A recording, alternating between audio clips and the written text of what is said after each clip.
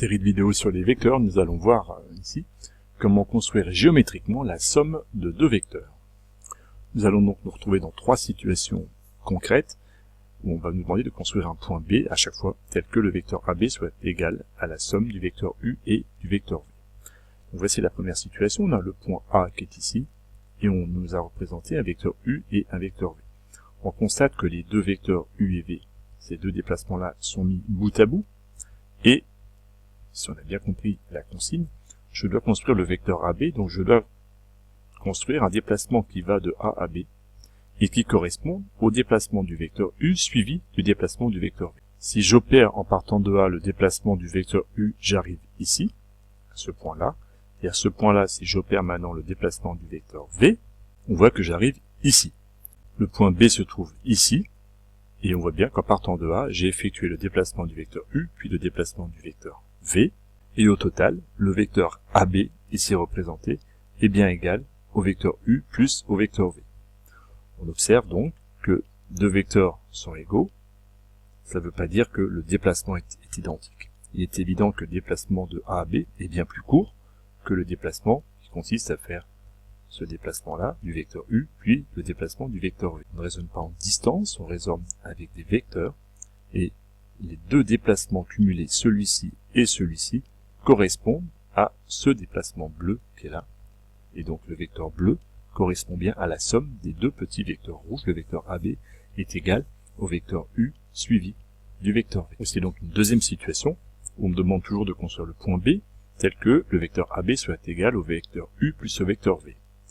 La situation a un petit peu changé ici puisque les deux vecteurs U et V ne sont plus bout à bout et il va être un petit peu plus difficile de représenter le point B si je pars du point A. Si je commence à effectuer le vecteur U, j'arrive ici en ce point. J'ai donc fait le premier déplacement de vecteur U. Et c'est à partir de ce point qu'il va falloir que j'opère le vecteur V. Donc il s'agit maintenant à partir de ce point ici d'appliquer le vecteur V. Et bien, tout simplement, on va faire un glissement et le vecteur V, il s'agit de le reporter. Plus facile à faire avec l'ordinateur que sur le stylo papier. Ceci dit, là vous avez un quadrillage et on repère bien le déplacement correspondant au vecteur V, deux pas à droite, un pas vers le haut. Il s'agit de le reporter ici.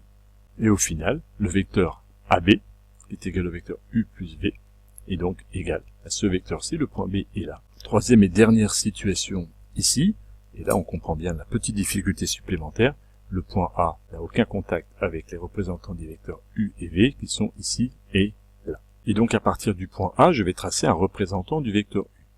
Écoutez bien ce que je viens de dire. Je n'ai pas tracé ici le vecteur U, mais un représentant du vecteur U. Le point A qui est ici, dans un plan, est un point qui est unique. Dans la même figure, je ne pourrais pas placer un deuxième point A. Le point A est là. Si j'avais d'autres points, il s'appellerait B, C, D, etc. Le vecteur U mesure un déplacement. On a donné dans le cours, dans une vidéo précédente, les trois caractéristiques correspondant à ce déplacement. C'est une longueur, une direction et un sens. Et donc, le vecteur U peut être représenté à plein d'endroits différents. Et ici, on ne m'a pas donné le vecteur U, mais un représentant du vecteur U. Et je peux donc représenter ce même vecteur à un autre endroit de mon plan, ici. Il n'est pas absurde du tout, sur la même figure, d'avoir à deux endroits différents deux représentants du même vecteur. Un vecteur U ici, un vecteur U ici. En fait, c'est le même vecteur représenté à deux endroits différents. On a donc à partir de A représenté le vecteur U, et à l'extrémité du vecteur obtenu, j'obtiens un point, et à partir de ce point-là, je lui opère le déplacement de vecteur V. En partant de A, j'ai donc représenté un vecteur U, puis un vecteur V, j'obtiens donc ici, à cette extrémité-là, le point B, et on a le vecteur ici AB, qui est égal au vecteur U plus au vecteur V.